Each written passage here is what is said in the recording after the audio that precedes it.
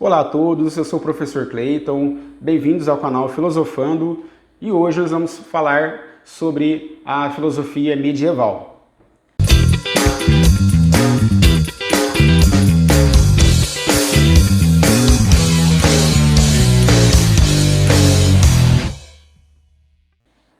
Bom, o projeto inicial é partir da análise, da reflexão da filosofia medieval para a gente estudar aí a filosofia moderna, né? Porque muitos acontecimentos ali, muitas características, que pertenciam ali à filosofia, no final da filosofia medieval, ao final do período medieval, eles vão ser decisivos para o surgimento da filosofia moderna, né? Então todo aquele contexto de revoluções no sentido de pensamento, né? Nós tivemos aí algumas descobertas científicas com a Revolução Científica, quando Nicolau Copérnico, com o Galileu Galilei. Todas essas características elas vão ocorrer ali no finalzinho da Idade Média, no período de decadência da Idade Média. E esses acontecimentos, né, o surgimento das universidades, elas foram fundamentais para o surgimento aí da filosofia moderna, né, com René Descartes, um período que ficou conhecido como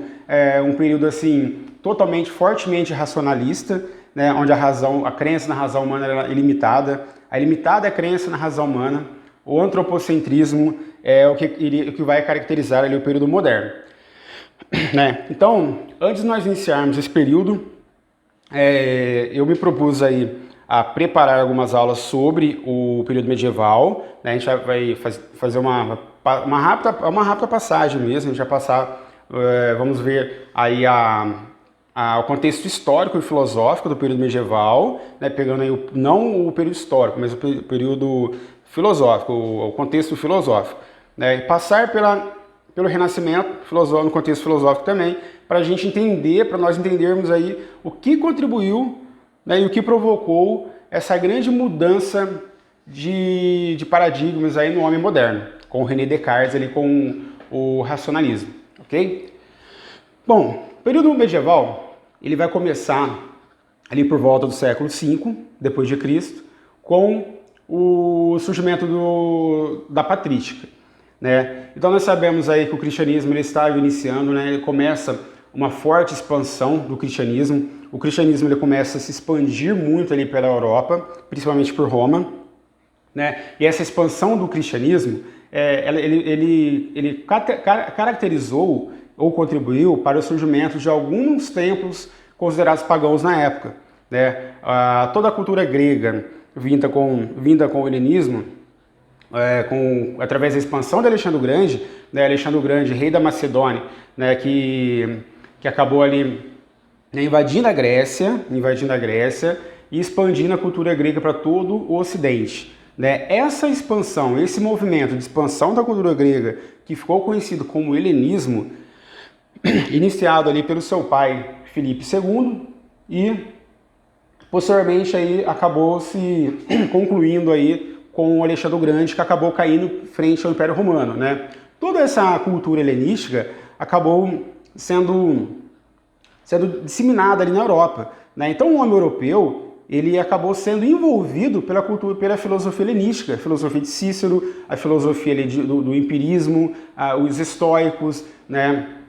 Então essa filosofia helenística ela exerceu uma forte influência no período ali do finalzinho, né, do período antigo, ali, o início da filosofia medieval. Quando surge o século V, a filosofia medieval, o cristianismo ele vai se caracterizar como a única e oficial religião do Estado, do Império Romano, né? Então o Império Romano, a partir do momento em que ele coloca, onde ele institui o cristianismo como a única religião oficial do Império Romano, o que vai acontecer com esses templos considerados pagãos, né, que existia ali, que muitos vieram ali da cultura grega, né, através dessa expansão do helenismo aí, da expansão macedônica. O que vai acontecer, ocorrer com eles? Eles vão ser fechados e houve a proibição dessas práticas religiosas, apenas o cristianismo. O que ocorre a partir daí com a filosofia? A filosofia, ela foi vista pela igreja pela cúpula da igreja católica, que na época havia só a igreja católica, né, que existia, ela foi vista como algo pagão, como uma atitude, como uma atividade pagã, né, algo pecaminoso, algo que é contra os princípios defendidos pelo cristianismo, por ser racional.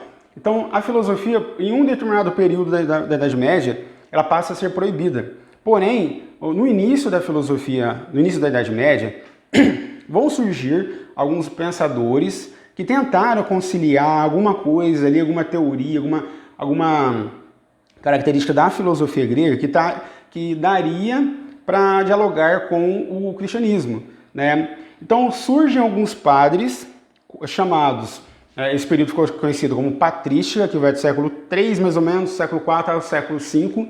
Então o período da patrística ela se estende por esse período entre o século III, IV e V, ou seja, no início ali da Idade Medieval, né, da influência cristã e religiosa, né? Então esses padres, eles tentaram, houve um primeiro contato, um primeiro começo ali, uma primeira tentativa de se conciliar o cristianismo com a filosofia, ou seja, teologia e filosofia, né? Fé e razão. Porém, o que ocorre nesse período todo, né, caracterizado como patrística? Vai surgir um dos principais pensadores ali, se não o principal pensador da patrística, o principal representante, chamado Agostinho de Hipona. O Agostinho de Hipona, mais conhecido como Santo Agostinho, ele foi um pensador, um filósofo, foi um professor. Ele nasce na cidade de Tagaste, na África, e ele vai para Roma estudar, ele vai para Roma, ele se forma, ele vai dar aula em Roma, né? Ele acaba indo ali para a Europa e acaba sendo tomado, num certo momento da vida dele, pelo maniqueísmo, né? Que era uma seita, uma doutrina ali que existia, que analisava ali, que refletia sobre a questão do bem e do mal, né? A questão da existência do bem e do mal. Então o maniqueísmo era uma seita ali que pertenceu à vida ali de Agostinho em até um determinado período da vida dele, né? Ele rompe com o maniqueísmo, né? E ele acaba se convertendo ao cristianismo. O Agostinho, ele teve uma vida muito errônea, né?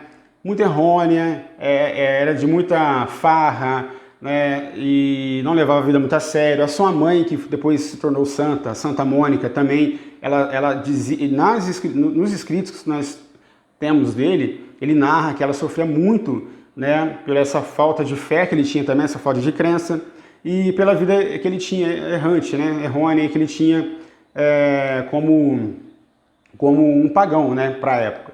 Quando ele se converte ao cristianismo, o Agostinho, como filósofo, depois ele vai se tornar santo, mas como filósofo ele tem um papel ali centralizador no início do cristianismo, porque o Agostinho, ele é considerado o filósofo que instituiu, que trouxe o pensamento platônico para dentro da igreja, né? Então, muitas teorias platônicas, muitas ideias, né, ideias filosóficas de Platão, o Agostinho acabou trazendo para a Europa, incorporando dentro da igreja. Por exemplo, a teoria da iluminação divina, né, é uma ideia que ele pegou também de Platão, ele foi influenciado por Platão, né? Então, o que o Agostinho faz como principal representante da patrística? Ele tenta relacionar a filosofia com a nova religião que estava crescendo, ou seja, relacionar ali uma primeira tentativa de relacionar o pensamento filosófico, porém o pensamento platônico, com o pensamento religioso, né? Religioso. Porém, nós temos que deixar claro aqui que o Agostinho, a igreja, na verdade, ela não aceitava todas as ideias de Platão e muito menos de Aristóteles, né? Até porque Aristóteles, nesse período, o pouco que era conhecido dele, a igreja discordava totalmente, porque ia contra os princípios da igreja. Aristóteles é racional, né? Aristóteles defendia o empírico, o empirismo, né? Então, o que o Agostinho faz? O Agostinho ele traz o Platão, né, para dentro da igreja. A gente pode associar também, a gente pode pegar aí, para fazer uma analogia, a teoria das ideias do Platão. A teoria das ideias casa muito com o que a igreja católica acreditava, que o cristianismo defendia.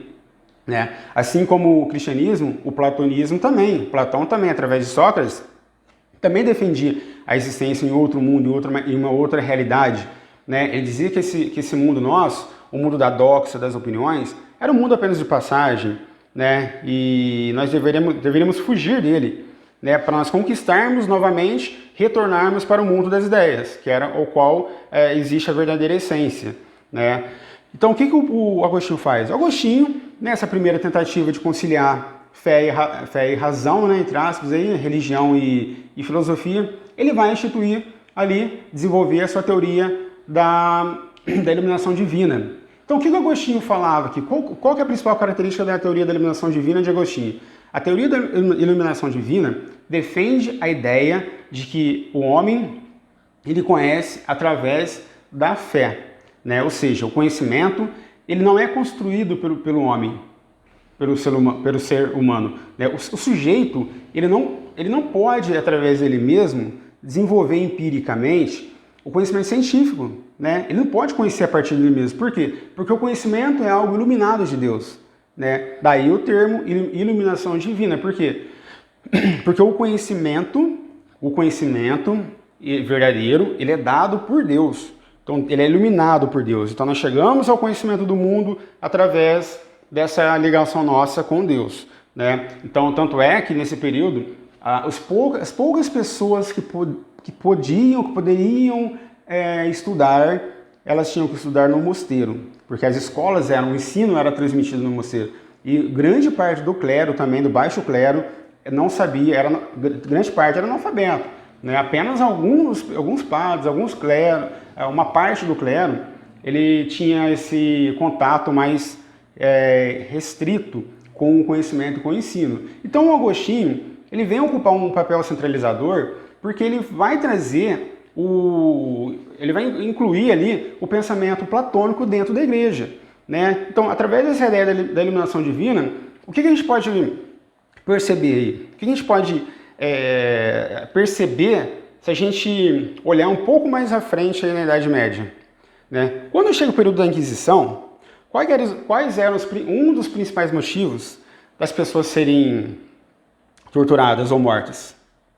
Quais eram um desses principais motivos? Era justamente essa crença na ciência. Então, quando o homem ele tenta buscar por ele mesmo conhecimento, a igreja passa a não aceitar. Por quê? Porque era uma afronta contra Deus. Logicamente, isso é uma forma de controle, né, social. Né? Você não deixar a pessoa atingir o conhecimento, produzir o conhecimento, porque você controla ali a pessoa. Você tem um controle, você exerce um controle. Quanto menos sábio a pessoa mais fácil de você controlar. Quanto menos conhecimento ela tem acesso, mais fácil é de nós controlarmos a pessoa, o indivíduo, a sociedade. E era isso que acontecia. Então a igreja ela passa a usar essa teoria da iluminação divina de Agostinho como uma maneira, uma forma de dominar o homem, de controlar ele, né? De que forma?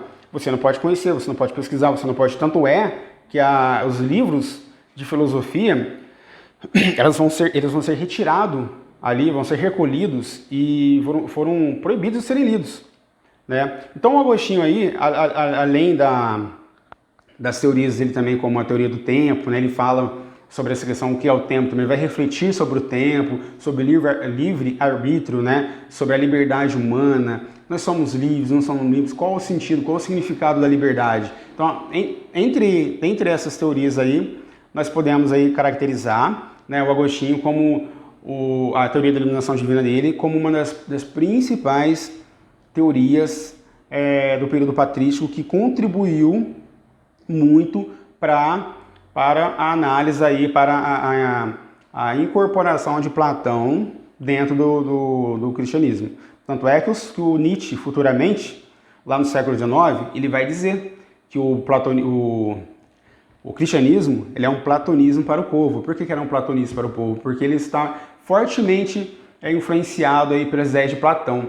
Lógico que nós não podemos falar que o Platão influenciou na existência do cristianismo, no surgimento do cristianismo. Isso é errado falar, né? O Platão já falava muita coisa que o cristianismo já ia defender ali, algumas coisas que logicamente, do lado religioso, o Platão já questionava, já refletia, já analisava, né, como a crença do dualismo, né, do mundo, né, a questão da imortalidade da alma, da eternidade do mundo, né? Que o mundo ele foi organizado, né? Não foi criado. Então, todas essas teorias aí, o Platão, todas essas teorias de Platão, elas contribuíram aí para a aceitação do pensamento platônico dentro do pensamento cristão.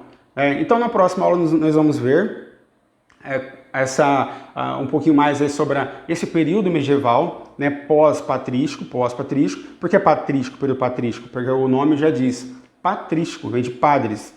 Ou seja, padres significa pais, ou seja, os pais da Igreja Católica, os primeiros pais da Igreja que tentaram valorizar a fé e a filosofia, porém a fé estava totalmente acima, a teologia estava acima da filosofia. A filosofia dentro desse período, durante todo o período medieval, ela vai ser serva, ficou conhecida como serva da teologia, ou seja, ela era subordinada à teologia. Não existia um equilíbrio entre as duas ideias, as duas forças,